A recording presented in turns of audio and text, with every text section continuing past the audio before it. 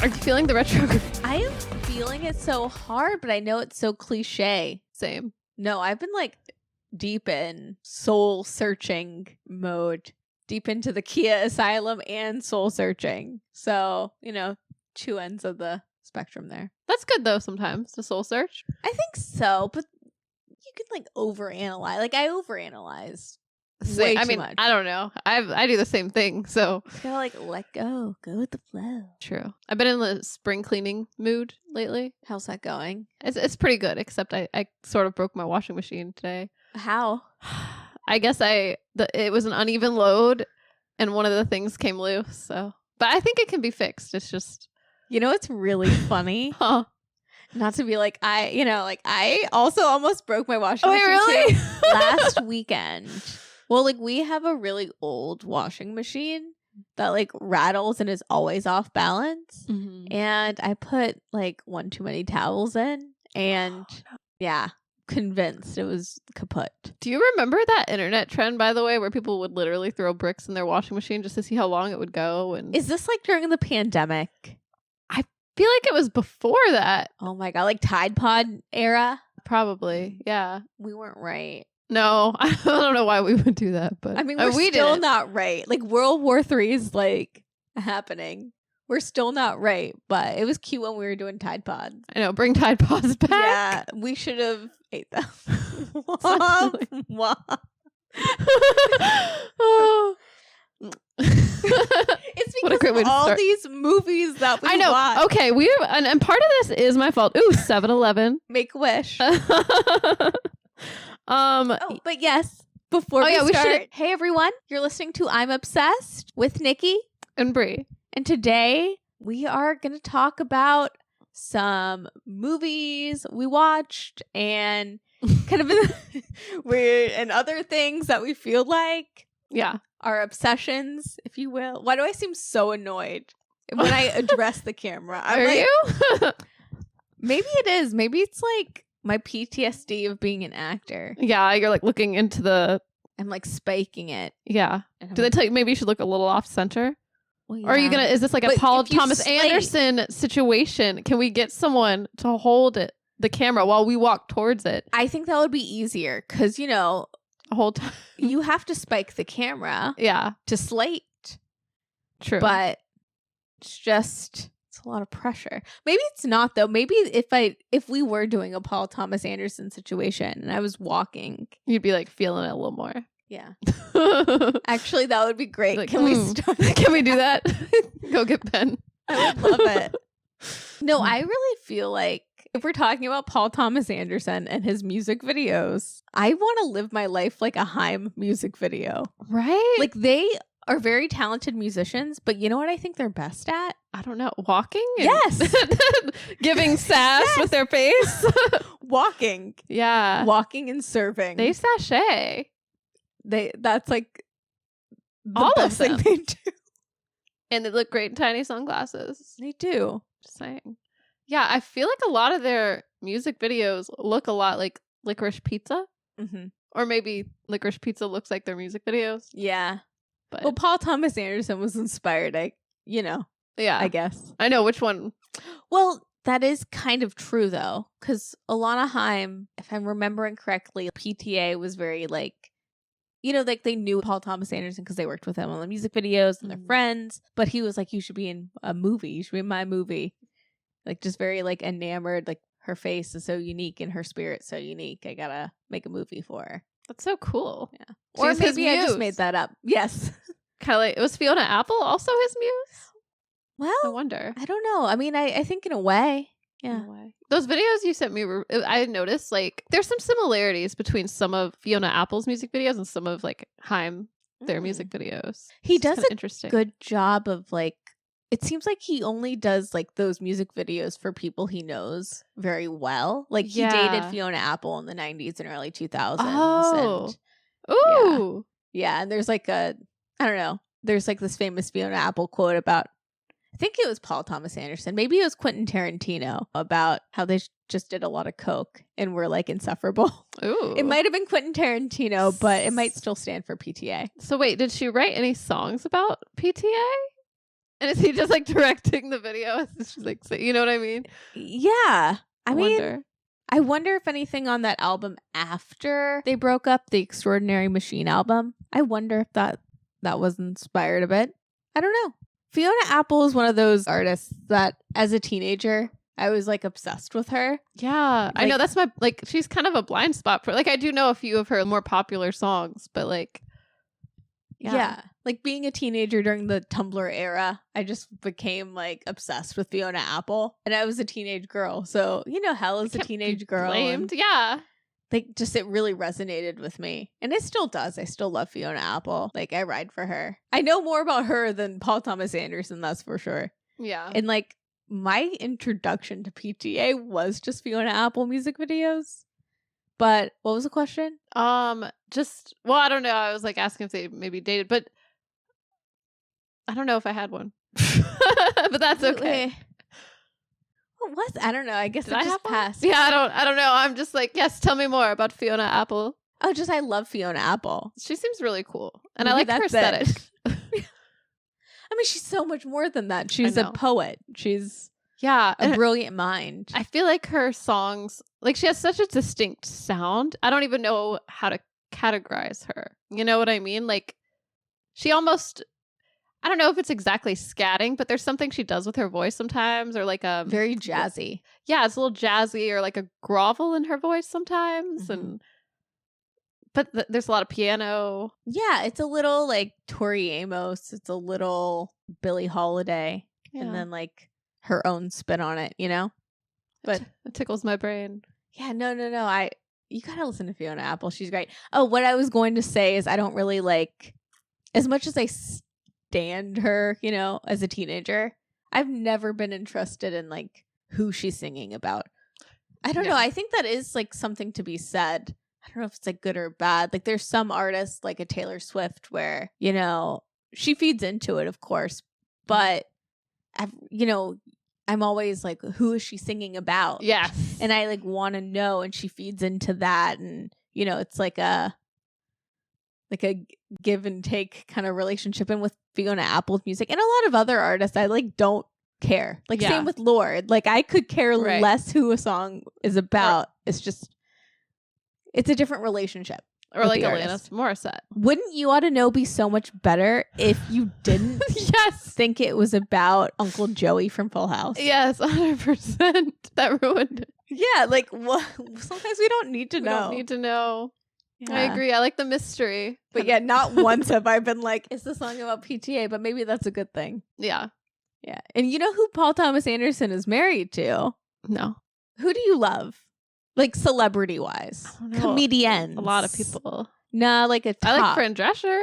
Comedian. Yeah. Is it like Kristen Wiig? Close. Amy Poehler? No. Tina Fey? No, it's the one you ride for the most. Your SNL girly you ride for the most. Maya Rudolph? Yeah. Really? Yeah. Oh wow. Wait, that's such an interesting pairing. What artsy folks. Also, my introduction to Fiona Apple, kind of for real, is from the Bridesmaids soundtrack. No way. Because Paper Bag is in that scene, you know, when she feels bad about the Irishman. You know. Yes, when she's really low. Yes. And she makes that cupcake for herself and eats it. Yep. Iconic scene. Love that. Obsessed with Love that scene. film. We should have chose something like that. Oh my god. To talk about. Something light. Well, no. Okay, so we were inspired because this is our Super Bowl. The Oscars are this month, so they're like peeking around the corner. So we thought we would, you know, watch a couple movies from the actors nominated, some of the directors, and just like blind spots in their, you know, filmography. And yeah, that was kind of what inspired this. And then we only picked these actors and directors, like mainly actors, most depressing, weird, cannibalistic. That wasn't the intention, though. That was not. I feel like that just happened. Somehow that through line just like how are we to know? Okay, I will admit, Timothee Chalamet, the movie I picked to watch, Bones and All, I did know that was about cannibalism. That I was ready it was for. in the marketing. It was in the marketing. Frankenstein, I knew there would be bodies. Like, I knew it was like, it's about Frankenstein. Like, hello. That needs no explanation. Everything else, I did not realize there would be any notes to cannibalism or the body parts being dismembered or anything of that nature. Anyway. But my choice, because I love Bridesmaids so much. I know you love it as well. Yes. It's our bonding. It's one of the glues. Yeah. In our relationship. Rose Byrne, she might win an Oscar. Maybe not, but she's like maybe number 2. Yeah. You know, in the I love that she's nominated. I love it as well. But yeah, she's nominated for If I Had Legs, I'd Kick You. So I was like, we gotta watch. I knew it was going to not be like a fun time. Well, I thought it might be because A$AP Rocky, like in the trailer, I'm like, ooh, maybe he's going to take her on an adventure. And so, I mean, it doesn't exactly go that way, but there's potential for the movie to like be a different film, but it's not. It's like not that kind of film. It's very serious. She's basically spiraling the entire time. Yes. What I didn't expect, I knew it was going to be a great performance. Yeah. You know, Rose Byrne was like Oscar worthy in Bridesmaids. I know, because like I was thinking, what have I seen her? I looked at her, you know, IMDb or whatever, and I'm like, only bangers. Spy, Bridesmaids. And see, I've only seen Bridesmaids. Oh, you would love Spy. Spy is so good. Yeah, but she was so good in Bridesmaids that I was just like, I just know she's a great actor. You know, the best part of Get Him to the Greek, or her audition for Get Him to the Greek, is iconic. So you stan Rose Byrne. I stan Rose Byrne. I love this. Yeah.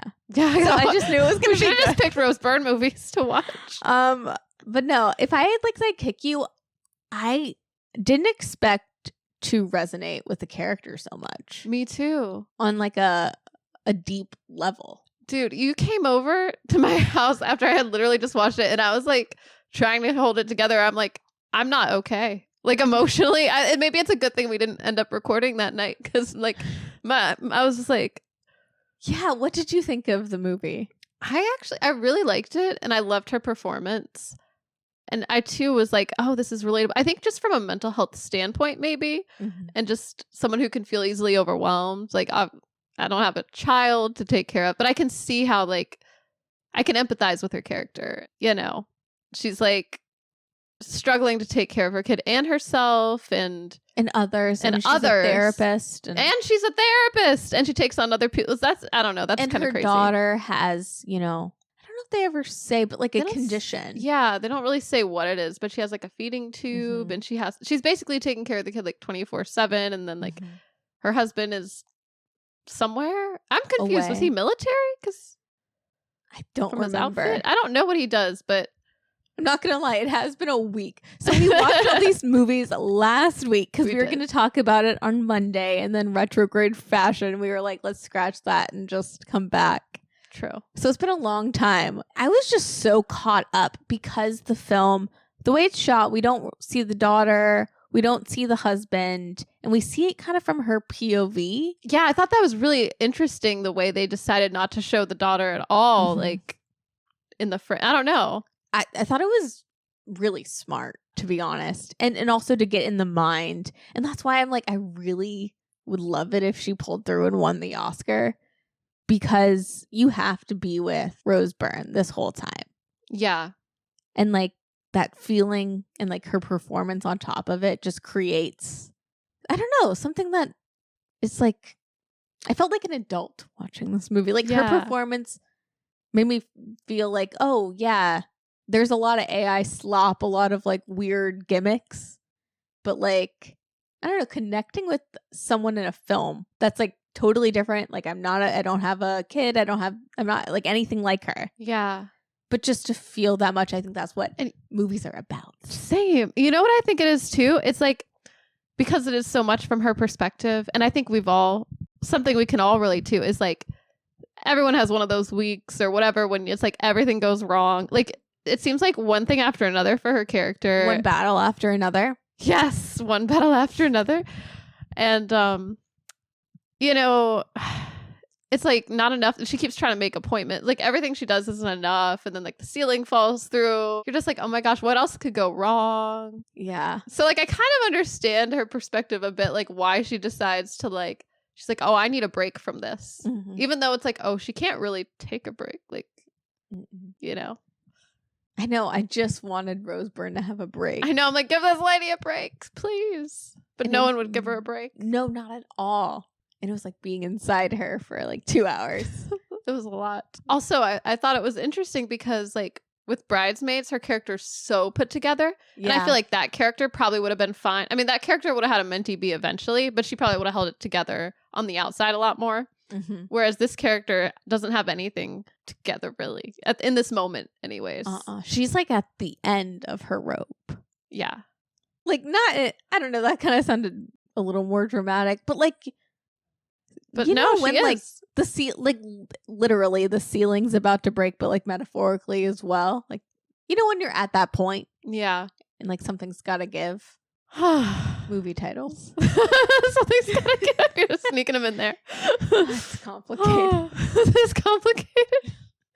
No, I really enjoyed it. I was really like blown away by Rose Byrne and just, I don't know, the whole journey you go on. It's like, and you kind of feel like, oh, you don't really always agree with her choices. And you're like, oh no, but I think a lot of it looks like self-sabotaging. So you can kind of be like, oh, I get this, but like, oh no, you know, because when she starts like drinking and buying like multiple bottles of wine and you're like, oh no. And you're leaving your child alone. It's like, oh, that's not 100%. Good, girl. But then it's like, oh, I get why she might want to like smoke a joint at the same time. But like, yeah, it's an interesting thing. Because like, I also like felt watching it like a lot of judgment for the character. Yeah, a lot of people judging her. Yeah, like, and I started to judge her a bit, but then every time I would start to judge her, I'd also go inward and kind of like have a lot of empathy for her and be like, oh yeah, I know what it's like to self-sabotage, of course, because she can't get a break. Yeah. Of course, because Conan O'Brien's giving her the business. That was so funny. I don't know why I thought it was funny to see him as a therapist. He was like, not now, like the whole time. He was a good actor. Yeah. He should be in more things. I know. Has he? I wonder if he's been in many things because I was like, okay. I feel like I'd know. Yeah, I feel like I would know, but maybe not. I miss Jon Stewart in movies. Oh, like Big Daddy. Was he in that? Yeah, my first celebrity crush, or one. That's how it started. Oh my god! I was, as a really little kid, I was like Jon Stewart and Big Daddy. My man. But yeah, I love that. So we watched If I Had Legs, I'd Kick You. Yup. For Rose Byrne, for supporting actress, we decided to dip in to Elle Fanning. Yes, which I feel like Elle Fanning is one of those actors that like I've known forever. You know, like I feel like we've kind of grown up with Elle Fanning. Yeah. Her and Dakota, the Fannings, you know? But I haven't seen The Neon Demon. Right. Have you seen it before? I hadn't seen it until now. Yeah, because it was, I don't know why I didn't see it, but I remember like seeing the preview for it and being like really excited. I'm like, oh, it's Elle Fanning. It looks kind of artsy and cool. I feel like we were going to, back in 2016 when this movie was released, I feel like we talked about wanting to go see it. Yeah. I wonder why we didn't. I wonder. But I was very deeply into the Neon Demon aesthetic. Same. Yeah. Which, you know, okay, maybe it's because we watched the America's Next Top Model documentary recently, but that's all I could think about watching this film, especially in the beginning, because I'm like, oh my god, this is like the photo shoot Tyra warned us about, like be on top. The murdered models. It did give, I forget which season it was, but remember when they were in the bathtub for like Vampire Diaries or one of those like CW shows, and they were like in the bathtub with like, it bit me, and like blood all over? Yeah. It was very much that vibe. Yeah. I don't know. I kind of loved it though. Yeah. I have a soft spot for it, you know? Same. Yeah. That like 2016 core, or whatever everyone's calling it. 2016 is the new 2026 or whatever's on the internet. Yeah. No, I've seen that. But yeah. I feel like the Neon Demon 2 would have been cool to see in a theater just from the visuals. Oh my god. If I saw this in 2016, this would have like informed the following 10 years. Yeah. Yeah. Would have been a changed person. I think, yeah. I definitely would have been a neon demon head if I saw it in 2016. Yeah. Was this something that was on Tumblr? Do you remember? I don't remember. The late stage Tumblr gets a little blurry. Yeah. Yeah. Same. I'm not sure. I feel like it would have. Sure. It would have been on there. 100%. You know what? If this movie came out in 2013, Tumblr would have been shaking in their boots. Yeah, what did you think of the Neon Demon? You know, Elle Fanning's great. Yeah. I loved a lot of the actors. I don't know. I like this director. I forget his name, but you know, I like Drive. You know, I've liked a lot of his stuff. Yeah. I think the thing with Neon Demon that I didn't love is I didn't love this idea of, okay, spoiler alert for the Neon Demon. It's kind of like a culty midsummer kind of territory towards the end, where the plot twist is the females, like the makeup artist and all the other models, are in this like cult where they're cannibals and they like to eat the, you know, it's very like, you know, what were you gonna say? Is it like symbolic or something? Or I was a little confused because I wasn't expecting all that, you know? Yeah. Can it be symbolic if they really like were heavy handed with it? I'm not sure. Yeah.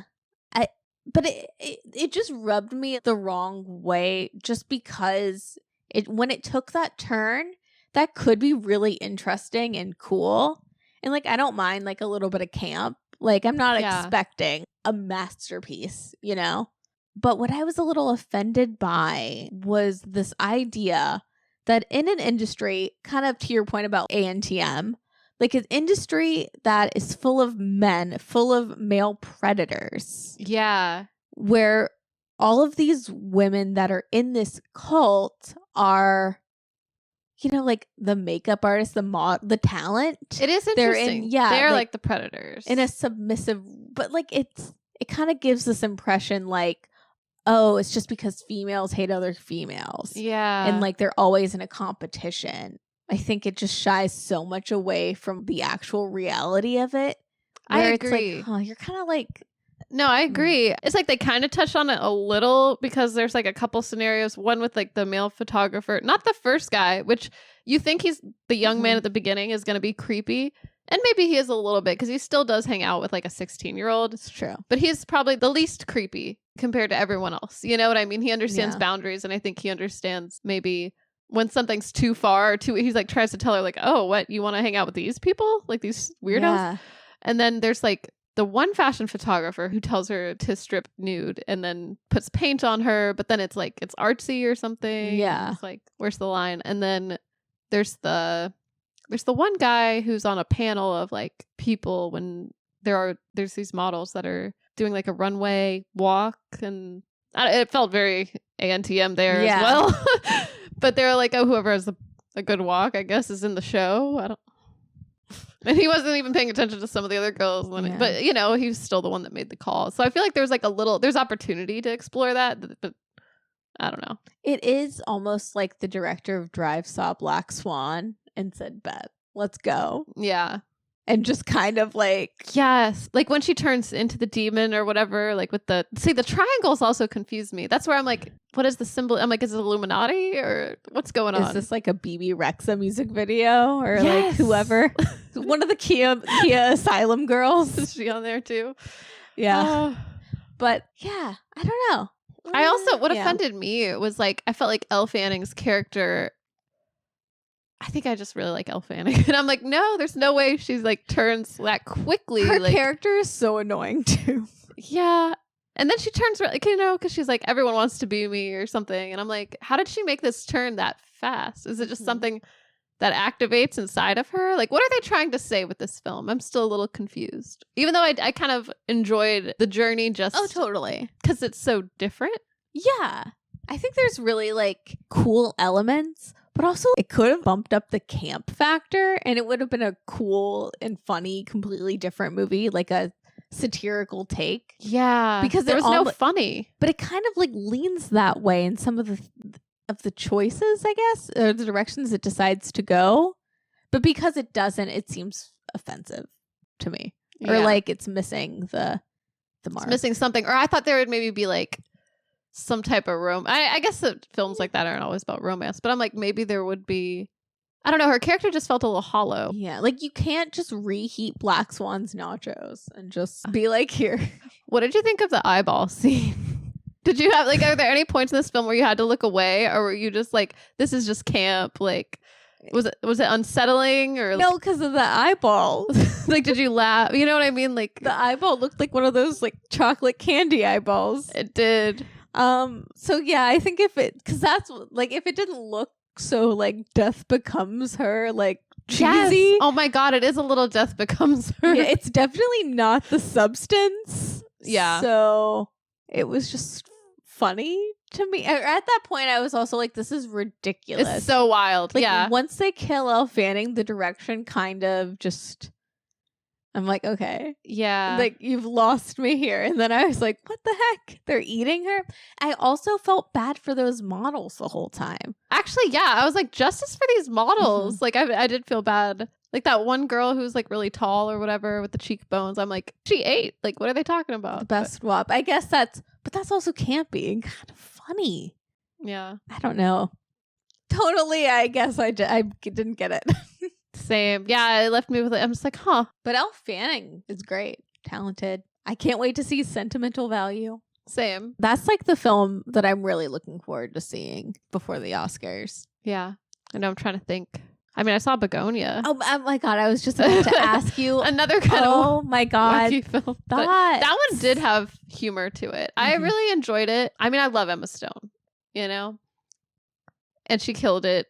I really love, spoiler for Begonia, but I loved how you start out thinking, well, there's no way she's an alien. You know, that's just crazy. And then they shave her head and they put the white cream on her and you're like, wait a minute, she kind of looks like an alien. You know what I mean? Like the way her head is shaped. I'm like, wait, maybe she is an alien. And then the guy keeps going on and I'm like, yeah, humans like don't use all these big words like that. Like it's maybe she is an alien. I don't know. I just kept thinking maybe she is. And I'm like, no, this is too ridiculous. Of course she's not an alien. And they keep leading you to believe of course she's not. Mm-hmm. And then at the very, very end, it's like, boom, she is an alien. And I loved that choice. That made it so much more enjoyable. Which Begonia is based. It's a remake of a 2003 film. Oh, it is? Yes, but it's so relevant to today's times. Just like with the conspiracy yeah. theories. Yeah. And then her being an alien and being like, oh, I'm giving up on the humans, actually. Like, you guys you're crazy. Yeah. So. It makes sense. That's what we deserve. It really is. Like, I get it. No, I loved Begonia. I saw it, back, I guess in October now. So it's a little rusty, but I really loved it. It's not like my favorite film of the year, but it's one that I was like, Bree's gotta see Begonia. Yeah. I just wanted to see it just because I think it's crazy. Because she really shaved her head for that. She didn't did. She? Like, yeah. That's commitment. I'm like, I've got to see this just for Emma Stone. But. No, I loved all the performances. This is like my second favorite Yorgos film. Oh, okay. What is your first? I don't know. You're waiting for one to be your first. Yeah, maybe I am. It hasn't quite hit yet. I feel like it could be something. Maybe like a combo of like Begonia and Poor Things and The Favorite. Yeah. If they all had Emma Stone could be in it too. Yeah, she has to be in it as well. I think that he should try again to get my number one spot, maybe. Yeah. But I don't know. I like a lot of his films. And I mean also The Lobster. Oh yeah, The Lobster. That's what I'd like to revisit. I should have just thrown that on the list just because. That'll be for another time. Well, I'm sure I've even talked about it on this podcast 11 episodes or 10 episodes deep about my relationship to Walking Out of the Lobster. Yeah. And but have you seen it since? No. Okay. But it's resonated so deeply. Excuse me. So Yorgos Lanthimos in my book is always if a film can make you think about it 10 years later, that's a gift. If it has that much of an impression, it's better than something that you're just like, oh, I don't even remember that film. Well, and now looking back on 2015, now that we're gearing up for the Oscars, really last year What film stood out to me from my like distant memory now, or like faintly distant? Begonia, Weapons. Oh yeah, Weapons. Those are like my standouts. I forget her name, but the lady who plays like the Amy Madigan. Yeah, Amy Madigan. She plays the Gladys. Iconic character. She killed it. That film, I really enjoyed that film. I feel like that one also had like a very specific style or like something to say. Like, I don't know. Just felt, or like I could see that they were inspired by it and certain things, but it also felt like its own thing. And it felt like a moment. Yeah. And especially with horror films, like growing up, I feel like, and even up until really recently, horror films have been it, no pun intended. You know what I mean? Like cultural moments. Yeah. Where like everyone comes together and goes to the movies to see a horror film. You know? Definitely. That is definitely one of the best ways to see one, I feel. 100%. And this is, it's like this year's it, or this, like whatever horror film moment. This year was Weapons, where everyone just goes to the, like bring your boyfriend, bring, your brother, bring your friends that don't like movies, bring your dum-dums, and like go enjoy a film. Yeah. But you saw it in theaters, right? No, I didn't. Oh, you didn't? I thought you did. Okay, no. Oh. I was a party pooper. Oh, did Ben go? Yes, everyone. Our movie night crew all went. I got invited to see Weapons, and I said, no, I'm going to put not Vaseline, Aquaphor on my feet and watch Byrne after reading. Oh, okay. No. I was in a mood, I guess. Yeah. You did what you had to do. I don't know. But yeah, Weapons, Begonia. So I can kind of sort of remember Marty Supreme. And that's saying a lot, because that was like, when it came out of that movie being like my favorite film of the year. That one I really enjoyed, because it was like, go, go, go, go, go. Like, I feel like it's like, like you know what? I loved it. Now that I'm Odessa is Zion, I'm forgetting who I am. Yeah, I'm like, I knew you'd remember. It's in my 3. I'll include it. Weapons, Marty Supreme, Begonia. My top 3 of last year. As of right now. Who knows? I know. Yeah, I still want to see. We'll be going to the movie marathon, so definitely be catching up on the ones that we missed. I know, because I haven't seen Sinners. I heard that one's really good. Yeah. I saw One Battle After Another, but I want to watch it again just because, I do. But Teyana Taylor was really good. Have you seen One Battle After Another? Mm-mm. I think you'd really enjoy it. Yeah. Yeah. Well, is it playing that day, I wonder? No, it's playing this weekend. It's playing tomorrow. Well, that's okay. I wonder, maybe I can find it somewhere. Oh, it's on HBO. Oh, okay, perfect. Yeah. Perfect. No, Teyana Taylor is great in One Battle After Another. I really enjoyed it, but for some reason in my mind, I think about it as like a movie of this year, which maybe is a good thing. Maybe that's like I don't know. I'm going to have to revisit. Yeah. You're going to watch it again too? Yeah. Okay. HBO Max. Yeah, I'm trying to think. What else was nominated? Blue Moon. I did not see that. I haven't seen a lot on this list, to be honest. I'm so far behind. Honestly, I'm waiting for next weekend to go to the AMC like Best Picture Showcase to see a lot of these, to be honest. Same. I will say Frankenstein, though. Yeah, what was your thoughts on Frankenstein? I was really looking forward to seeing that, because it's funny, because I had a coworker tell me, it's really good. She loved it. You were telling me like it's horrible. Okay. No. Okay. Frankenstein, Jacob Elordi's performance is excellent. Oh my God, so good. Yeah. I love when he comes on the screen, and I love Oscar Isaac. But yeah, his parts were such a snooze fest. Yes. That by the time we got to see the monster and Jacob Elordi, the film kind of lost me. I feel like this movie could have just skipped the whole beginning part and just cut to, like, I don't think there needs to be a part 1 and part 2. It should just be, because we already know so much of like the doctor's perspective from so many other films. You know what I mean? Like, we don't need to see, like, okay, on one hand, them showing his childhood maybe briefly could help inform his character a bit, and you can sort of empathize or understand that he Like, honestly, I feel like the film is sort of generational trauma in a way, because he kind of becomes his father later on when he like smacks Frankenstein, who is like kind of like his child or whatever. You know what I'm saying? Yeah. So it's like, you know, maybe it would help to understand that. But like all the other stuff, it lost me when he was like talking to that, like after he was giving his lectures and talking to that other guy. And except I will say Mia Goth. Oh, she was great. Perfect casting. Mm-hmm. I feel like her and Frankenstein had so much chemistry. They did. I loved her costumes. Yes. Oh my God. She was perfect. Yeah. I feel like when those two were on screen together, that was great. Oh, 100%. And like she's so perfect for that time period. Yeah. And like Guillermo del Toro's world, like aesthetically especially, like really works with Mia Goth. Yeah. You know, like her like lilty like voice. Now, was this like a Netflix film though, right? I think so. Did it feel, because like to me it felt like, I don't know, like I felt like it could have been a little more cinematic in a way. Like it almost felt like a little too clean for what I thought would be like a Guillermo del Toro film. Yeah. It's a little Pan's Labyrinth on a budget. Yeah. But it's a little elf. Little elf. For a little, you know, it's not road, it's elf beauty, you know? Yeah.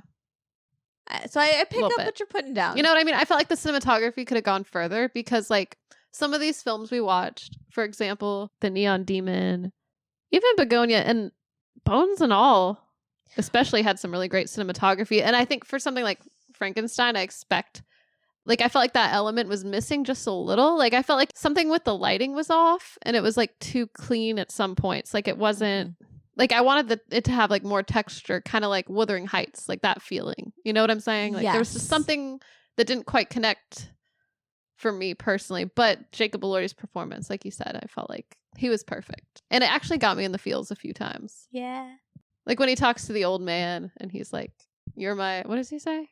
Like the spirit of the forest or something. He's like, "I know who you are. You're not like a bad person." I don't know. It got me. I was like, oh my God. Love that.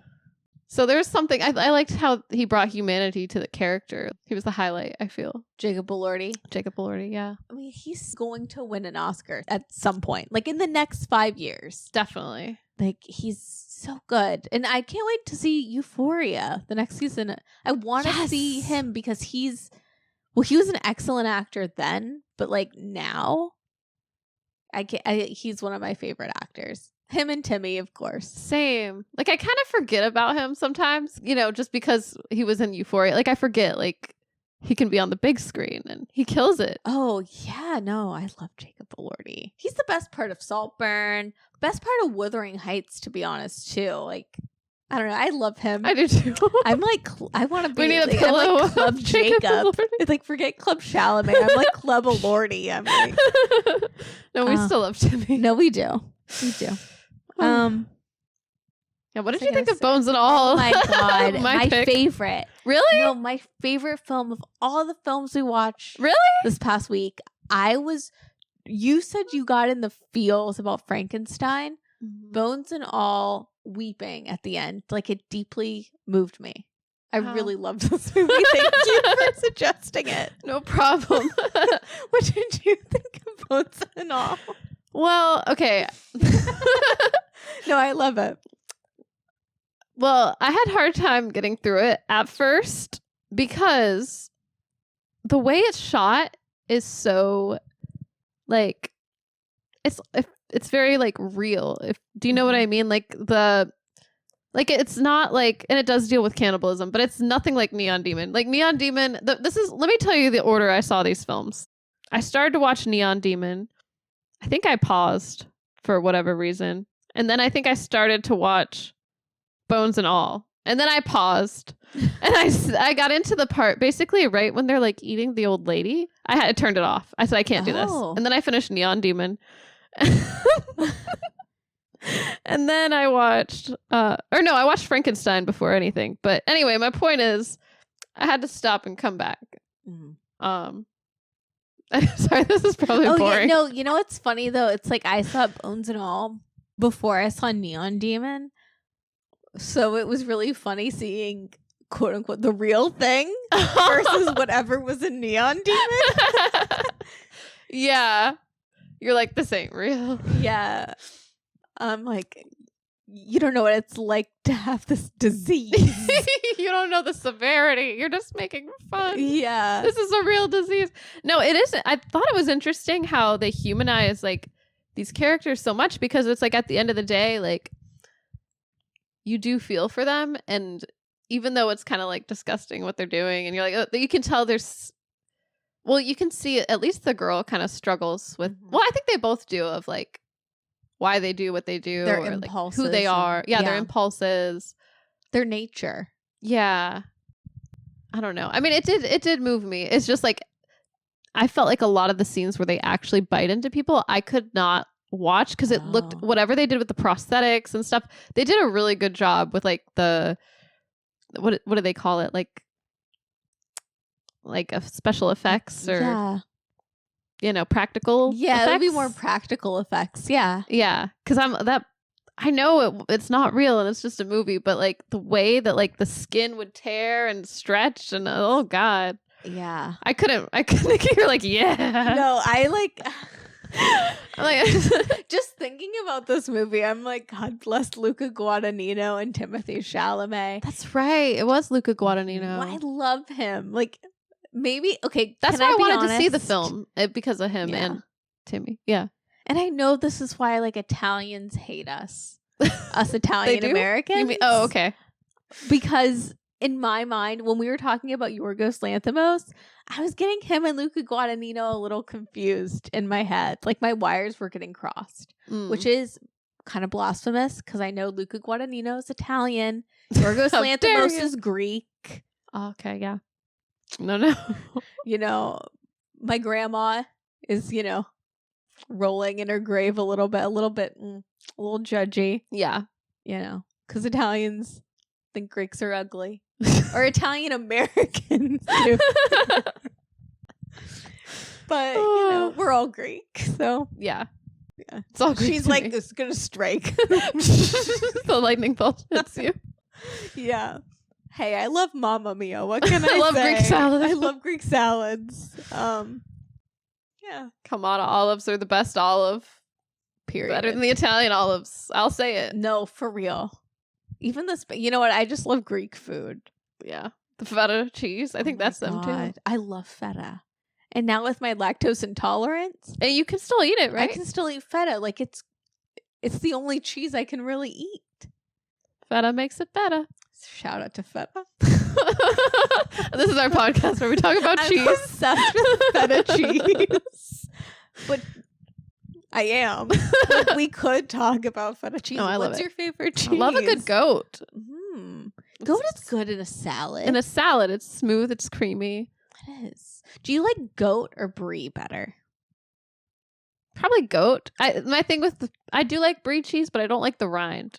I know that you can eat it and you're supposed to, but I kind of pick around it. It's a lot. Yeah. I can't do full rind. Yeah. Also, if I think about it too hard and what the rind is. Yeah. I can't think about food too hard. Parmesan, though? Oh, my God. Parmesan's great. Hands down, might be my favorite. But then Romano? I love stinky cheese, too. Yeah, the stinkier, the better. 100%. Blue cheese, which I thought on blue cheese. I love blue cheese. Just the crumbles, like on a salad or like with wings, like a dip. That's a good point. Yeah, I love blue cheese. I know some people hate it. Yeah, I love it. I love it too.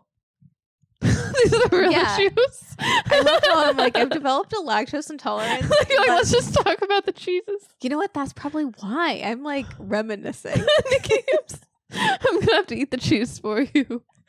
I picture you like Remy the rat. You know how like the flavors like dance in his mind. Like that's how I feel you with the cheeses. 100%. But Luca Guadagnino. Oh yeah, I love all of his work.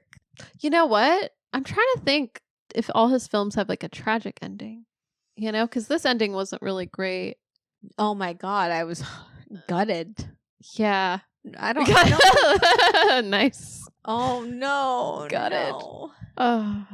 See, thinking about it makes me emotional. Yeah. No, not I'm just like, what? Like for me, I was mostly disgusted, but I was touched a little bit. I was so touched. And talking about it I'd be remiss not to mention Taylor Russell's performance. She's great. No, she was really She great. carries the whole entire film. I mean, I love Timothee Chalamet, and his performance is great too. But yeah, just No, I really empathize with her too. Like what I thought was interesting is there's so many moments of just we're with her alone, and then she's listening to like her dad talking on the tape, you know, and trying to explain like why he left and like what is going on with her. Oh my God. what? This film was so like it was like I feel like it was just so cruel. It was so messed up and like oh my God, Chloe Sevigny. Mhm. That was a surprise, like her playing the mom. But like when she discovers she's in like an asylum and is like eating her own hands off. Spoiler. Yeah. I don't know, but that was like emotional. I feel like it was interesting. Like I wonder if this is one of those symbolic films. Maybe I'm overanalyzing. No, this film is symbolic. Yeah, like do they really have cannibalism or is it like a metaphor for how things like can eat away at you? You know? I mean, or is it just like untreated mental illness? Or is it something about being abandoned as a child? Because everyone who was a cannibal was abandoned in some form. that's true. Well, I took it as like maybe like the queer experience. Oh, interesting. Like having to like repress parts of yourself, but having these like desires and impulses. Wow. I like your interpretation better. On it versus, not. I don't, but it could be all of these things. Wow. And I think for me, that's what resonates with me and what I'm like, oh, this is like art, like it's not like whacking me over the head, but I don't mind that. Like I liked Wuthering Heights. Like I like sometimes when things slap me upside the head. Yeah. But yeah, no, I maybe I'm a little more inclined to like a Bones and All. I'm glad you liked it. Yeah, thank you, Brie. I'm glad you liked Frankenstein. Yeah, I know. I think it's funny. The ones that we were like, the other one was like, okay, yeah, that's my option. 100%. But no, okay. You chose Bones and All. Yeah. Because Timothee Chalamet. I've probably seen, out of everyone we've talked about, I've seen the most Timothee Chalamet performances. I've seen all of his work. Same. I feel like I've been like writing for him since Lady Bird. Mm-hmm. Since day one. Since day one. Well, if I was like an Interstellar head, I guess I could actually, say yeah, he was one. good in Interstellar. Yeah. I thought about that too. I'm like, does that count? Like, but I mean, Timothee Chalamet is our generation's like Marlon Brando or Leo DiCaprio. Yeah. He's the actor of our time. He is. I think it's interesting too. Like, I like how he can play like queer characters sometimes. I don't know. He kind of just can mold himself into anything. I don't know. Yeah. No, he's Willy great. Wonka. Yeah. I loved Willy Wonka because of his performance. Yeah, he is good in that movie. He kind of Wonka and like Marty Supreme, like Marty Mauser. Kinda, they have like a something about them that's very similar. Yeah, it's that they're chasing something. Yeah, greatness. They're chasing greatness. But yeah, no, Timothee Chalamet is so committed to like every project he's in. Yeah, that like I don't know. I like to see an actor that's committed. 100%. Same with Jacob Elordi. Same. I mean, and they're like actors. Like you can tell that this is their passion. Yeah, and like this is what they're like. I guess everyone on the list, really. 100%. Everyone we've talked about is pretty committed. Yeah. Even Emma Stone. Yeah. She's the greatest, like, she's the actress of our time. Her and J-Law. I don't know why I thought you were about to say J-Lo. And J-Lo. But yeah, no, J-Law. I mean, Elle Fanning as well. Yeah. She's one of those actors that, I don't know. It's like a generational talent. I love to see it. Same. Yeah. And I love that, like, this year, to me, it's like, when we were doing our old podcast, Late to the Party, and, like, you'd hear it, like, anytime people are talking about pop culture and, like, actors, like, oh, there's only, like, Zendaya and Sydney Sweeney. There's no one that's, like, a young millennial or, like, millennial Gen Z that's an actor anymore. We don't have those. That's not true. And it is totally not true. And I think this year really does, I don't know, like, a lot of, like older to us, but like actors, like a Rose Byrne, or even in some ways an Emma Stone, or like Die My Love, reminding us, like Jennifer Lawrence is still in her prime. Yes. And she's like a once in a million, like that's one another in a one million I'd talent love to see. Yeah. Did that one get any noms? No, it lost steam. Yeah, man. But I still want to see it. Same. And I mean, it'll probably be on This Had Oscar buzz. I'll probably talk about that. Ooh. Yeah. Because I feel like it did have Oscar buzz for a hot second. Right. Because this movie Die My Love and Begonia came out around the same time. Mm-hmm.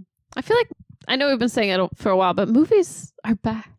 They are. They really are. No matter what anyone says. No matter what they say. I know this year I'm like, what films are you looking forward to seeing? Yeah. We kind of talked about it last episode. Like, we talked about The Bride, and we talked about the drama with Robert Pattinson and Zendaya. Yeah. Like, what's coming out? Which I kind of love, like, last year with Materialist and this year with the drama. Like a springtime A24 film. It's like meant for me. Yes. Man, I love A24. I'm so glad they're making movies. Shout out. Mm-hmm. I'm trying to think, like, if there's anything else that hasn't been mentioned. Okay.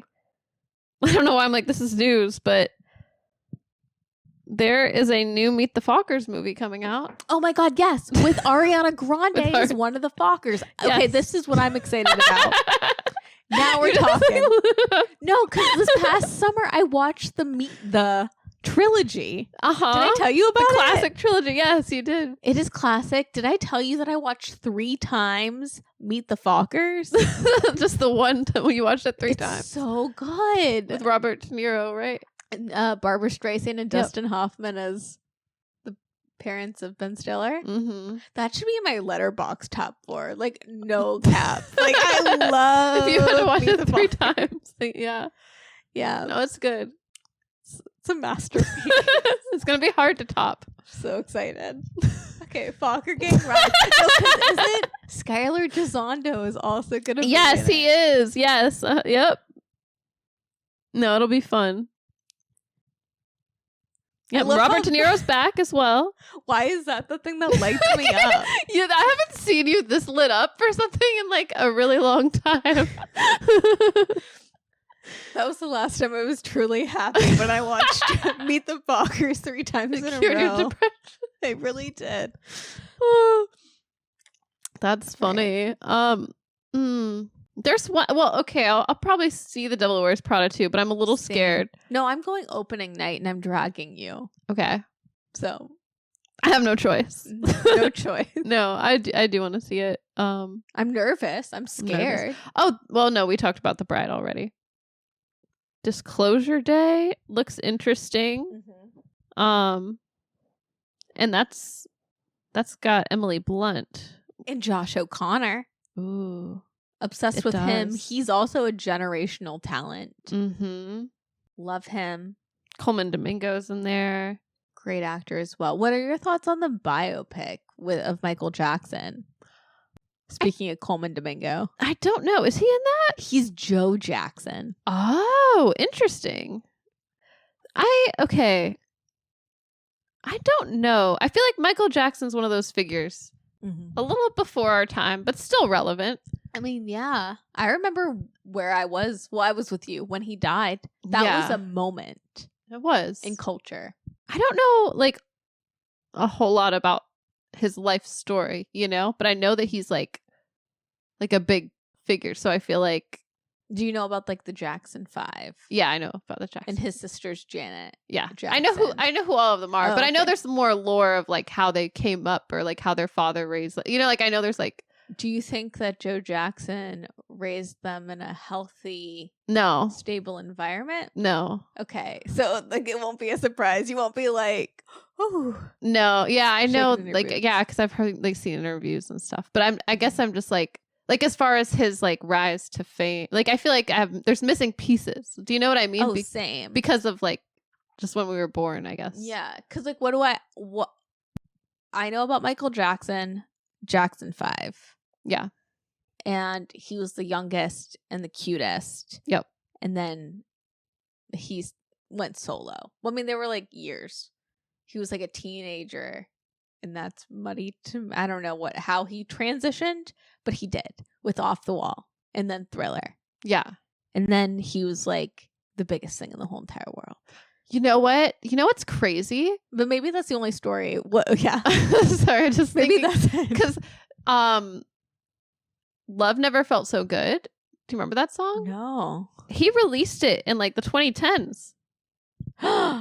Is that unlocking something? No. How? Was it just like his like old, like a demo or something? I don't know. Like, do you remember? No, wait. I faintly remember. Did they put out like a Michael Jackson album posthumously, of course, but like with like Justin Timberlake or like a weird, or is that Prince? Okay, let me find the, I know what you're talking about, but yeah, it says it was released posthumously on May 2nd, 2014. The song reworked from a 1980 demo track originally composed by Michael Jackson and Canadian singer-songwriter Paul Anka. I don't know. I just have to shout him out. I've heard that name. I just remember Lorelai Gilmore talking about Paul Anka. Yes. Okay, and the dog's name is Paul Anka. Yeah. It was the first single released from Jackson's second posthumous. Okay, what is posthumous? Posthumous? Is that like after the like someone has passed, or like is that like in poor like what does that mean? It's after someone has passed. Oh, okay. Which is kind of, isn't that a little bit like morally questionable, or to release like demos?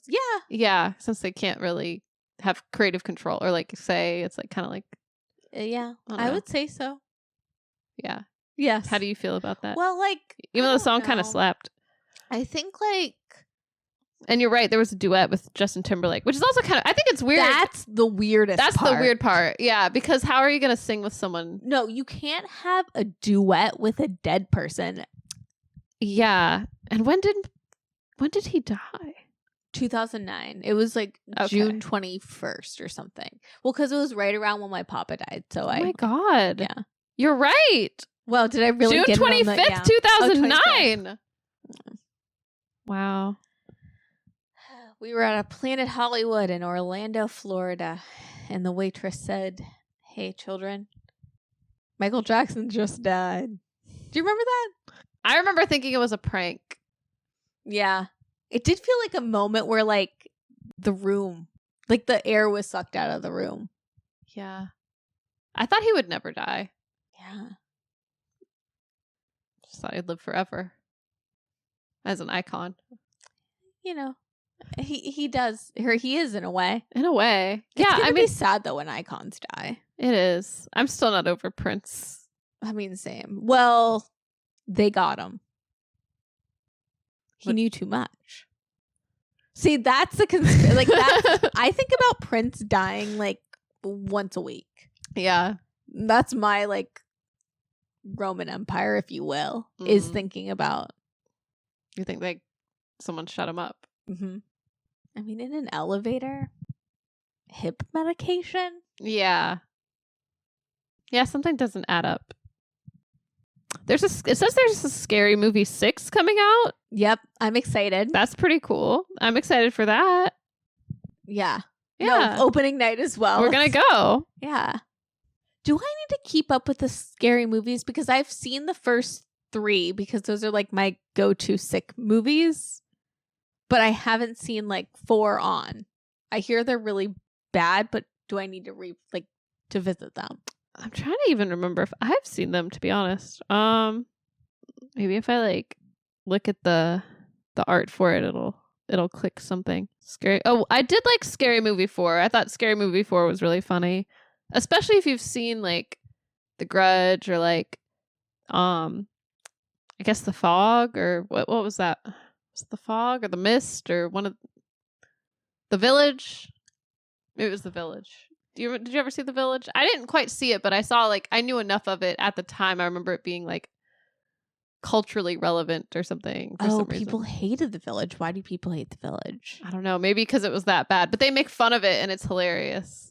I remember culturally when we made fun of The Happening, another M. Night Shyamalan film. Ah, What? No. The Happening. You know? Have you ever seen The I'm Happening? trying to think who's like. I don't know that I've seen it. Mark Wahlberg, Zoe Deschanel. No, okay, you'd love in this. a horror movie. In an M. Night Shyamalan movie. I highly recommend. Okay. I liked The Happening. Yeah. Yeah.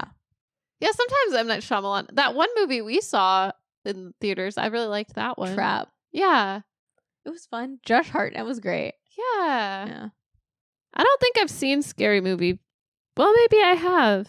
Is Ashley Tisdale in one of them? She's in that one, yes. And Charlie Sheen's in that one. But I'm like, how many times is Charlie Sheen in these movies? I'm trying to see what they like reference in Scary Movie 5. Like, what were the references? Because I can't really tell. I think I might have seen it because something with Charlie Sheen, but I mean, would you believe that the first horror movie that I ever saw was probably like The Conjuring or Yeah. The Purge? that was the first one. For a really long time, I was like, I don't like horror movies, and like I do was too remember afraid. that. I There's was just before as scared. horror movies and after. Well, because it was like because I was like 8 or 9 years old. Like for some reason, I had a friend who was like, "Let's watch The Ring," Oh, and yeah. I was traumatized. Was it me? No. I think I saw that one a little bit later. Yeah, no, I like saw it way too young and was way too scared. And yeah, I was just like, I don't like horror movies.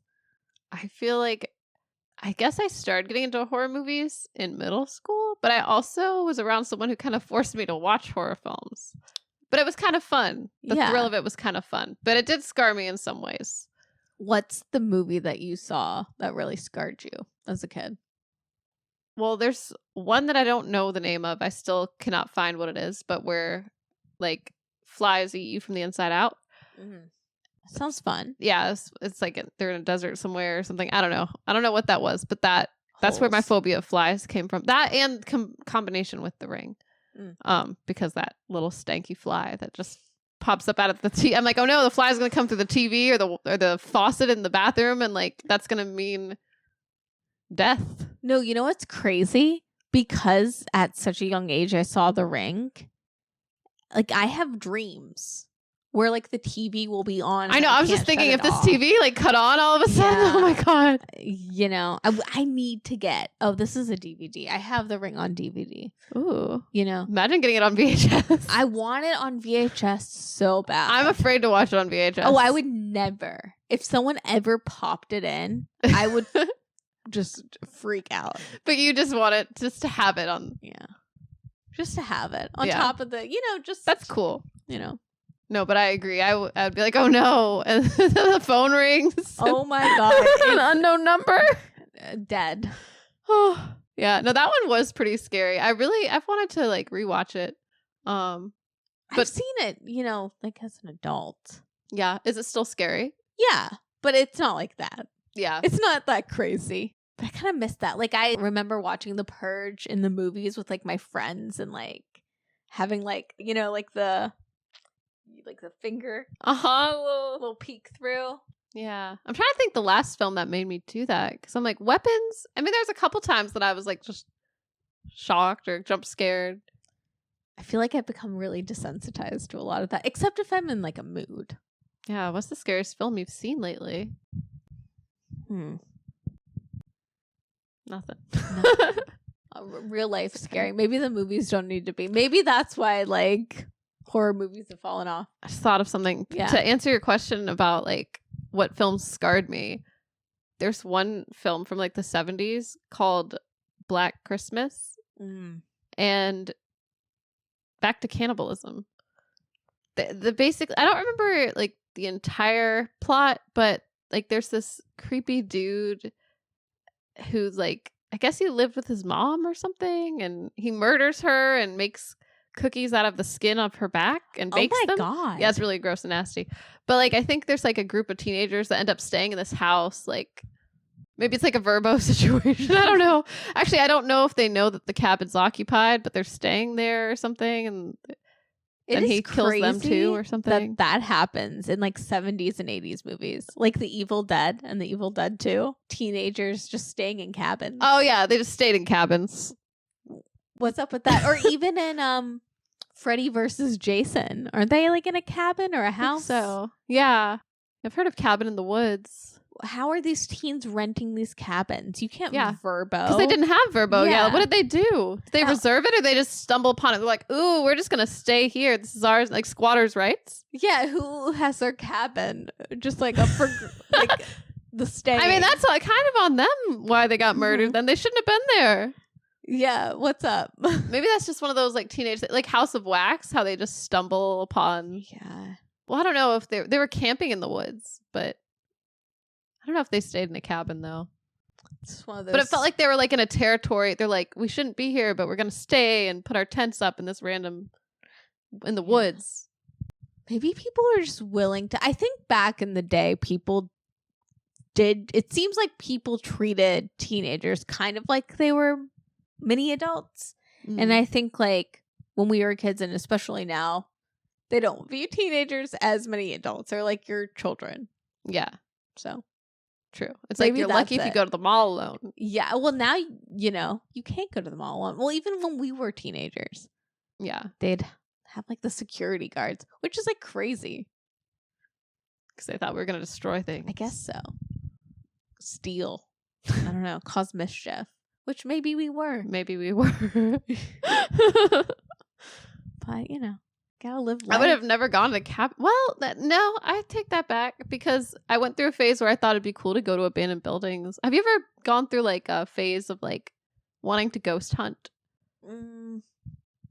Yeah, to a degree, or like go somewhere like haunted or like really creepy. Like, yeah, maybe that is a teenager. Maybe thing, it is like an what? impulse. What is it? It's just unexplainable. Yeah, there's just barriers now. You know, like you can't really like Verbo or Airbnb a cabin like without like an ID or your parents' consent or them to rent it for you. There's too much admin. But like in the 70s, 80s, like back in the day, you could go on those impulses like easier. Get murdered a lot easier too. Yeah. So I don't know. Yeah. I think like the idea of a cabin in the woods is nice, but it's a little creepy. I guess it depends. I'm into it. How nice of a cabin. I'm into a cabin. Yeah. I'm not into like the crazy people that are like, let's go camping with no tent. Oh no, that's no tent. Where do you sleep? Tent. I don't know. Or like a tent and it's like just a little wee tent. Yeah. That is kind of scary. That's the red flag for me. I'm like, they should make a horror movie about that. 100%. I want to write my own horror movie. You should. Yeah, I don't know if it's like a unique experience that like everyone in their 20s goes through, like having a, you know, like dating a guy and their group of friends really loves outdoors and like camping, and they like all want to just like sleep outside and like not have proper equipment. What's up with that? Maybe that's not a universal experience. What up with that? Maybe that's like deeply niche. Maybe. But it's disturbed you. It's disturbed your inner being. It really has. Anything else that's been going on? I've been going to Walmart a lot. Nice. What's brought on your Walmart excursions? I don't know. Just change of scenery, I guess. Something to do. Nothing is better than like wandering through a Target, you know, or a Walmart or whatever. Yeah. Yeah. Just because I can. Yeah. I like that. Free will. Free will. Yeah. I don't know. I'm like this humble brag. I walked through Walmart 3 times. I love it. In 1 week. No, I'm back walking again. Yes. Yeah. Yeah, so I'm obsessed with walking. We walked that one time. It was great. I've been walking a lot more this week. I feel like that's really boring. I know. I'm like walking. I've walked, you know, my husband has got me, like, we're watching Sex and the City together. Ooh. But it's not because I was like, let's watch Sex and the City. It's like I put on an episode to be in the background, and then he like started asking questions, and like he's like, out of me and my friends, which one am I? Oh my God. In full earnest. And like And he's like, this is the best show. Like, why haven't I? The writing is phenomenal. Let's watch it. Yes. So we're already on season 3. Like, we're devouring these episodes. And I'm like, chill out, babe. I want to watch Love Story, JFK Jr. and Carolyn Bessette. But we have to put this on pause. Yeah, but no, we're full speed, full Sex in the City. Nice. I love that. So which one is he? Did you figure it out? Oh, okay. So, and I don't know if you'll include this in the pod, but okay. He's Carrie. Ben's Carrie. Octavio's Samantha. Evan's Charlotte. Jack's Miranda. Okay. And then Ben said that I'm Carrie and you're Miranda, obviously. Obviously. Love it. That all sounds right. Yeah. Nice. So it's a good show. it really is. It's hard not to binge. Oh my God. It's just so good. Yeah. Yeah. I want to watch more Love Story too. I agree with you. I haven't got around to it really. Same. Well, I've been too busy getting my hours of Sex in the City in, but yeah. No, I'm excited for what's to come. Yeah. For next month. And by then we'll seen all of Love Story. Right. Yeah. I know we will. So, yeah. I mean, I don't know how many episodes they're doing, but probably by then. I'm ready to binge it. Yeah. Same, actually. I know now that I'm back into Hulu. Because, I canceled my Hulu. And then it, that week window. That reminds me. Oh my God, I got to cancel my subscriptions, Nick. Don't let me forget. I'm going to put an alarm on for after this. Well, if we have nothing else to talk about, Bree's got to cancel her subscription. Gotta go. Gotta cancel. No. Is there anything else on the pod? There, there is. Okay. There is. There's more than just going to the Walmarts. Go. It's just all that came to mind in the moment. Demi Moore's bob. Can we talk about the fact that she has bobbed? I'm obsessed. I'm so obsessed, especially with someone who had really long hair. She's joining the Beyonce bobbed. Beyonce bobbed. We bobbed. We bobbed. We bobbed before any. I don't know why I'm crediting us. No. It's just interesting to note that the bob is going around. The bob is going around. It's like the second wave bob. Yeah. 2014, maybe last year a little bit, early last year. That's the first bob. Everyone saw Gracie Abrams and went, fuck it, I'm getting a bob. Yeah. And then we waited it out. And then this year, it's interesting who's bobbed. Yes. Demi Moore, who would have thought this woman would bob? She's so known, especially now, for her, share length. Right. Center part black hair. So to get the chop, the Demi Lovato chop. Uh-huh. Yeah, have you seen the meme of it's Demi Moore's new hair and the writing above it, it's she's about to sing What's Wrong with Being Confident? Mm-mm. Yeah. I love that. But the other Demi. Yeah. I mean, that is what she looks like, especially, was it Balenciaga or what show did she show up to? No, Gucci. She showed up to Gucci during Milan Fashion Week in the full leather Matrix outfit. Oh my God. I know. I love how she looks like she was in the Matrix. For a second, I'm like, oh yeah, I loved her in the Matrix, but no, that wasn't her. That was someone else. Yep, Carrie-Anne Moss. My bad. Shout out. But she also kind of looks like Demi Lovato. Yeah. Just nowadays, that's what I picture Demi Lovato always wears. Just a leather suit. Yeah, probably. Yeah. We haven't heard from Poot in a while. We haven't heard from Poot in a while. Apparently last year she came out with a dance album. What? Yeah. Oh, and she's Ozempic. And she's skinny now again. Oh. I just hope she's all right. I hope so too. No, but I love Demi Moore's look. She's serving. I love her. Her hair is almost a wet look too, to the fashion week. It's so cool. I feel like she's made for this look. And also for short hair. She had short hair in Ghost. Oh, she did. She had even shorter hair. Talk about Miranda Hobbs. Yeah. Yeah. Really, really short hair. Yeah. She's rocking it. No, 100%. I feel like Demi Moore can do no wrong.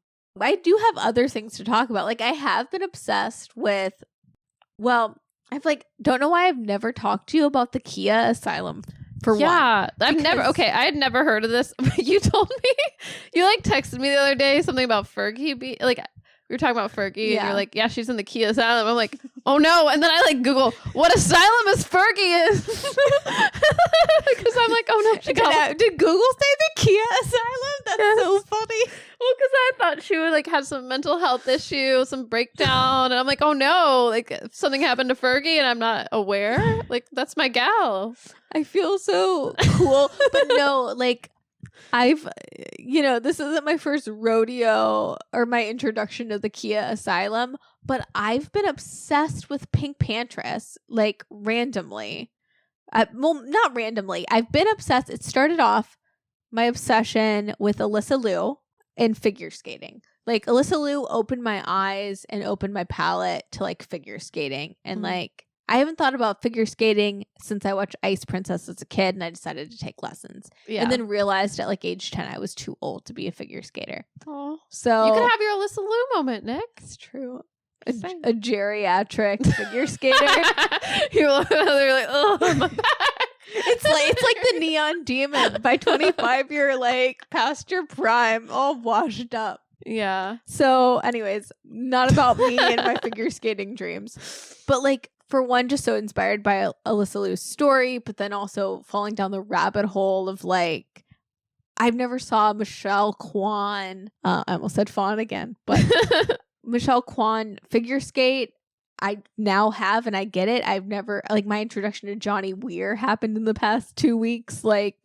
Christy Yamaguchi, per your suggestion. Mm-hmm. I'm getting cultured in figure skating now because of Alyssa Liu, and I'm inspired by her, and I love her. But she did a routine to Stateside, the Pink Pantress and Zara Larsson remix. Oh, yeah. And then I was Zara Larsson, why do I know that name, but I don't? It's one of those BB Rexa or whatever, another girl in the Khia asylum. Girls, Yeah. And then it just got me thinking about the Khia asylum. And then thinking about how a lot of artists that you love are in the asylum, and I need to know your Why are they in there? Why are they locked up? Okay, so who are these? Are all these artists that I love? So wait. Oh no, Rihanna's not one. Just kidding. Wait, JoJo Siwa's not in the Khia asylum.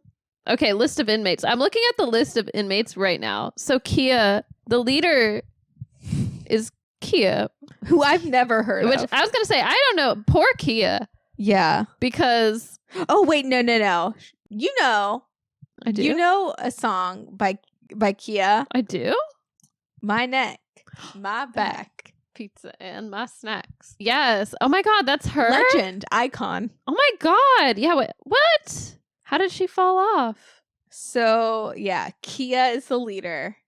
Oh wow, so there's former inmates, so there's people that have been in the asylum who have come out and they're okay.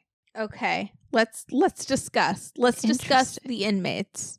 Yeah, so we got Khia, BB Rexa, Rita Ora, Fergie, Rachel Platten. You were talking about Fight Song the other day. Oh my God, yeah. Carrie Underwood, Blue Cantrell. No, get her out of the asylum. Faith Hill. What is she doing there? Alessia Cara, Brooke Candy, Queen Herbie. Oh, okay. Bree. Honestly, I was wondering, to be honest, I think I kind of put her in there at a certain point. I stopped listening to her. Mm-hmm. So I already put her in my own Khia asylum. Well, she was doing weird things on TikTok.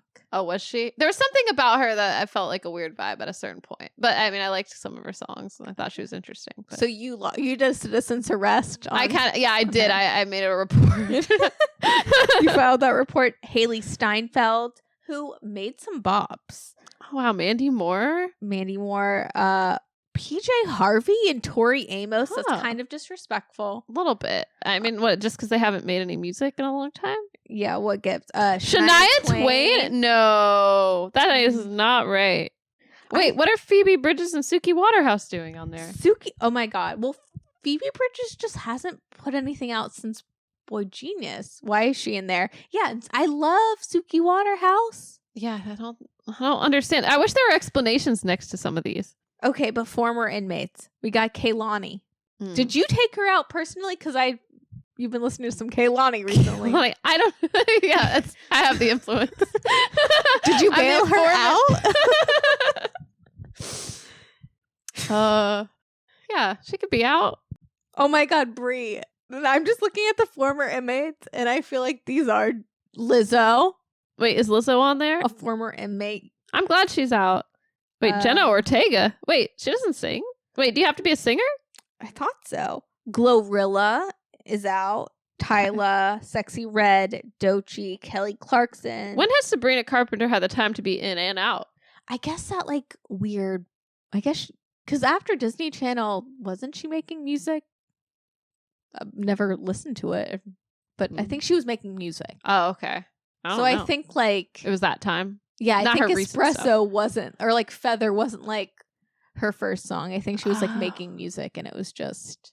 I guess she was in the asylum, and that's why we don't know. Yeah. Okay. Zara Larson, Mariah Carey, Tate McRae, Chappell Roan. Tinashe. That's someone that was. Mariah Carey was in the Khia asylum. I guess for a little bit she was. For a long bit, but. Charlie XCX Doechii? was. Wait, when was she? I know. Like, I guess when she was making, like, didn't she pop off on TikTok in, like, 2021 or, like, pandemic time? Wait, who? Doechii. Oh, Doechii. Yeah, sorry. I can only think of one thing right now. Do you think that Gwen Stefani should have been in the asylum? She's in the asylum. Should she be in right now? Is she? Because I don't see her on this list. Or like in purgatory or something? I love her, but I feel like she should be maybe locked up in the asylum. Do you know what I mean? Yeah. Like if certain people on this list could be in there, then why not? Even though I love her, like I just feel like.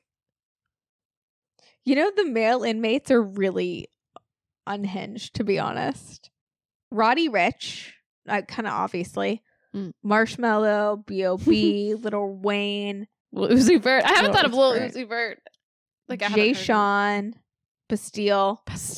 Okay, they make sense. Yeah. Tom York is in the Khia asylum? Mr. Radiohead is in the Khia asylum as a solo artist? I know that's a hard one to take. What? So I had to find out. But wait, as a solo artist, so Radiohead's not in the Khia asylum. It's just him. But just him. Yeah. What did he do? I don't know. What did he do? I want to know. It says Noah Kahn was a former inmate. Wait, Benson Boone? How is he not a current inmate? Well, I guess because people like him. You're about to lock him up again. Yeah, I think Benson Boone is very quickly going to be back in the Khia asylum. Yeah. Oh my God, Maroon 5 and Imagine Dragons. Like we've been putting Imagine Dragons in the Khia, so like they've been in there. Yeah, we've been. We've been sending reports left and right. Yes, okay. But there is a light at the end of the tunnel. Also, apparently, we're mispronouncing. Oh wow! I'm reading that at the same time. You know what? My bad. Who cares? How to escape? Make a hit song or album. So, recent example is Chappell Roan with "Good Luck, Babe." That kind of took her out of the Khia asylum, and then everyone rediscovered her music. You know, Sabrina Carpenter "Espresso" on "Short and Sweet," or "The Emancipation of Mimi." And she really did take herself out of that Khia asylum. Then, you know, yeah, like Mariah Carey between "Glitter" and "The Emancipation of Mimi." That's, you know, I don't know. She served her time. She served a lot of time. She's not going back. No. And it's not fair. She shouldn't have served any time. No, I agree. I don't think it's fair. Start a controversy. If a singer publicly says insane things and becomes a news headline, they're out of the Khia asylum. Wait, but I thought we would put them in there. No? Well, I guess Kanye, is it just if you're relevant? Or if you're like in a league of your own, like Azalea Banks. She's like solely just known for the wild things she says and not her music. And I guess Kanye West sort of is too in a way. Yeah. Yeah. Because he still makes music and we just don't listen to it, but we like listen to what he says. Okay. Yeah. All right. Quit music. This is your girl. Iggy Azalea I mean, she's like, she would be like a ruler in the Khia asylum, but she quit music. Oh, okay. And being on OnlyFans got Oh, wow. her She out. started OnlyFans. Interesting. I did not know that about her. You're Okay. not, you didn't join her OnlyFans. Mm-mm. I feel like, Brie, I feel like if you were to ever be on, like, join an OnlyFans, it would be for so yeah, not just for anything. Oh, just like, to, as a consumer? yeah, Like, you're just like, I gotta support. This is like you're on the you go, J-Lo. girl. I'm like the mom and Mean Girls. I'm like, you're doing great, sweetie. Or is that yeah, wait, did she say fully. that? Or is that Well, Kim? Or you're is that thinking of the Thank You Next music video where Kris Jenner Kris Jenner? plays Amy Poehler's character as the mom in Mean Girls. Oh, and, like, okay. when they're recreating I don't know why I Mean thought in Girls. real life she says that too. But essentially. Yeah. So. Wow. People have tried reheating things to get out of the. Oh wait. Oh, Ed Sheeran. Has he been in there? There's a gallery. Oh my god. Oh my gosh. The Khia Asylum is like the visuals are really funny. Oh, and a Katy Perry is in the Right? the Katiana Trench. Oh. What is that? A room for extremely famous celebrities who ended up flopping horribly. They do not fit the description of a Khia, so they are assigned here. Oh, so Fergie is not exactly. Wait. Yeah. She's too much of an icon, from See? her like pee in the pants days, I guess. That's my girl. But yeah, her and Katy Perry are in this like I get room it. together. With Katy Perry, I too feel like I'm like, oh, I don't want her to be in the asylum, but No, I mean, maybe. I think I love that there is now a term for something that you and I talk about all the time. Yes. I love and this. I love this like verbiage now. Like we're getting a lexicon for yeah. Also, Normani though. Why is she in there? Well, she's in the neck back hall. I like that there's specific areas in the asylum that's like, you know what I mean? Like, I like how micro they went with this. Like, I'm really mad that we didn't come up with I this, know, to be same. I'm honest. like, I feel like we could have if we like focused our energy enough. We need to use our time better. Yeah, we need to be more wise. Like, Yeah. what are we doing? So the neck back hall is a room for less major artists with a few hit songs who later flopped, named after Khia's only hit song, My Neck, My Back. Oh, okay, but I just didn't know she ever flopped. Like, that's news to me. And same thing with Troye Sivan. I just kind of stopped listening, but I didn't know he flopped. You know? Yeah, I feel like Troy, I guess I can kind of see. Maybe just release some boring stuff or something. I guess, but I mean, his stuff, like I Feel the Rush or like whatever, like those songs came out not too, like kind of recent. Yeah. And they were like, they're bops. People liked them. I don't know. It's But not the maybe that's consensus. why he's in the room with Normani, where we can't think of like, they're like around, but they're not like Yeah. hit makers. But yeah, I think it's really fun to have a verbiage now for whatever this is. Except Mhm. I would say like former inmates, Demi Lovato is kind of still in because we didn't really know that she had an album out last year. I feel like her and like Troye Sivan are like in the same camp where it's like a no man's land. But maybe she's had too many hits to be in the Yes. My Neck, My Back hall. Yeah, I feel like she has had a lot of hits. So, yeah. Interesting. Well, I agree with you though. I think the Katiana Trench should also have Gwen Stefani in it. yeah. Yeah, because she has had a lot of hits, but still, like, But she's like, yeah. It's kind of fallen off. Well, now she's like really religious, I guess is Is how she? I'd put it. Yeah, she's like big on I'm a Catholic. Okay. Ooh. That's her next album. I'm a Catholic. Woo. I would love that. If Gwen Stefani started making like Christian music. She's like, hey, Jesus. Hey, Jesus. Hey, girls say. Boys say. Why not? Oh my god, they have galleries for the Khia Asylum, which is really funny. Oh my, Gwen Mhm. Stefani is no, that's Rita Ora. Never mind. I know. I love that. Marshmallow in the corner. Yeah, we could have made this, Nick, but we didn't.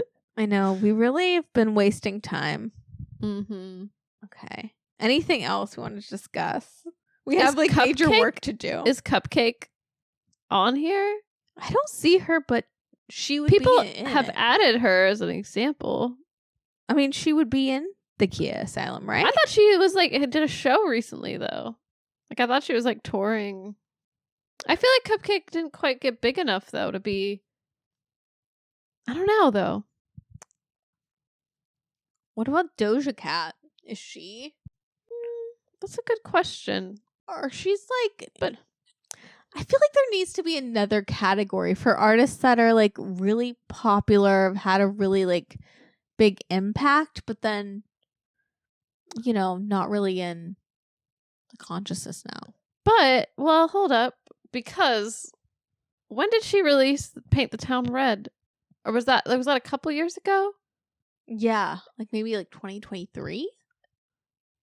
Yeah, like where's the what is the what's the requirement for time passing? We don't talk about her anymore. She's not like in it. Maybe that's just it. Maybe it's a feeling, not like a time period, you know? Maybe. Like Paint the Town Red was so long ago to me. To me, I'm like, I listen to that every day.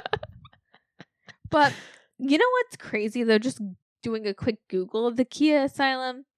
Like, maybe I'm not getting it, or maybe this is just like too internet-y, where I'm like, they're kind of really harsh on these pop girlies when I really think we need to take the men down a peg. Like, I hate that, like, this kind of perpetuates, like, being judgmental about females. Mm-hmm. Like, I was thinking about, what was I thinking about earlier today?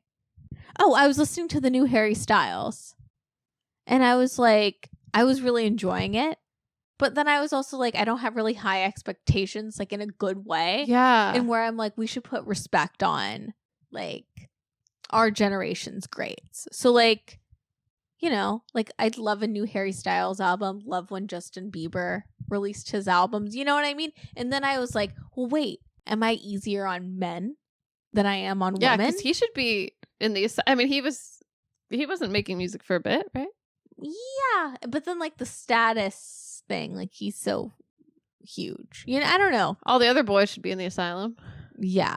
Well, but then I was like thinking about Taylor Swift, Mm-hmm. and then I was like, why am I so harsh on her every time she like has like a boring album? But then I was like, oh, well, she also does like the morally like kind of weird things about like variance and stuff, and maybe I wouldn't be such a big hater if she wasn't also like transparent, you know, whatever. Yeah, that kind of stuff. But then looking at now, like the internet's like tiered list of like pop stars, and it's only women, and I'm like, being successful is being successful. Like, Yeah. I'm just realizing how toxic that is. Like, no wonder like self-esteem is sorry to get so serious, No. but like, no wonder everyone on the internet is just comparing themselves, like, or like whittling down women to like literal hierarchies and like just, I don't know. It's like the Khia Asylum is super fun, but then like this weird toxic element to the internet.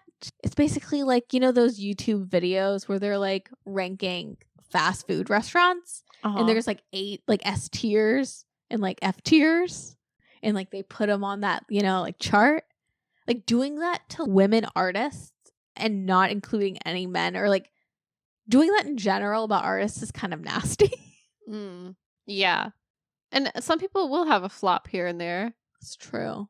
But the Khia Asylum is fun. And it should remain fun. I just like, it quickly can be like a toxic element, I guess. No, I hear you. And there are a lot less men on that list, which is interesting. I know. Could have been more, probably. I think it could have been way more. Yeah. I was going to say Kid Rock, but I don't know. Does he have like one hit song? He does, we but grew he's up? such a... Just ignore him completely. Yeah. I don't know. I don't know, man. But I mean Khia Asylum in a loving way. I don't know if the internet feels that way, but you know what? Yeah. That's how I'm taking it. Your favorite artists are in this prison. And, you know, you're the warden. Not the warden, but like... I don't know. That has become my prison. Yeah. But like, we're having a Kiki in the prison. Like, it doesn't, you know... Yeah. When it's like fun and internet-y. Yeah, if you don't think about it too hard. Don't think about it too hard. Mm-mm. Also, don't do those rankings. Yeah. This is not a vegan burger ranking. You know what I mean? Yeah. Like, these people aren't restaurants. That's right. No, it's fun when it's my neck, my back haul. It's not fun when you're like giving someone an F tier as an artist. I don't like that. Yeah.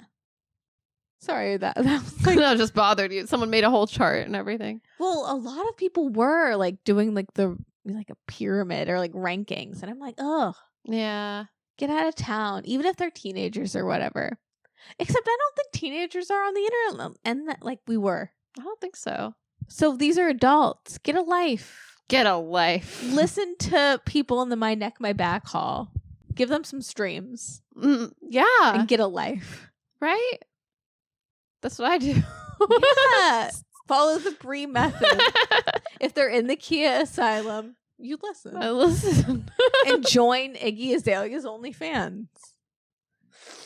Ooh, you go, girl. Yeah. Hey, at least the money, hopefully the money is going straight to her. True. It doesn't have to go through the channels. But now I want to know, what is she doing on OnlyFans? Yeah. Is she rapping? I know. She bouncing that booty? I don't know. What is she doing? Well, there's only one way to find out. To sign up for OnlyFans. So we know what we're doing. Hey, Brie, that could potentially be a tax write-off. Huh? Oh, for research for the podcast? Oh. Trying to think. All my money just goes straight to Iggy Azalea. Problematic queen. You're like, Brie, why are you so broke? And you're like, well... It's not the trips from Walmart, actually. Oh. It's your like funding every Khia Asylum hot girlies OnlyFans. That's surface though, to be honest. I just feel bad for Khia. I'm like, that song. I feel like if you have a song that's that memorable, like, well, I'd like to think the Khia Asylum does recognize giving her flowers to be like, yes. And you can always get out. You can always break out of the Khia Asylum. This can be a telephone Beyonce situation where, you know, like Zara Larsson and BB Rexa can hop into the pussy wagon. They should all telephone. They should. You know what I mean? They should just like break out together. Yeah. Like this, poison the men. Hell yeah.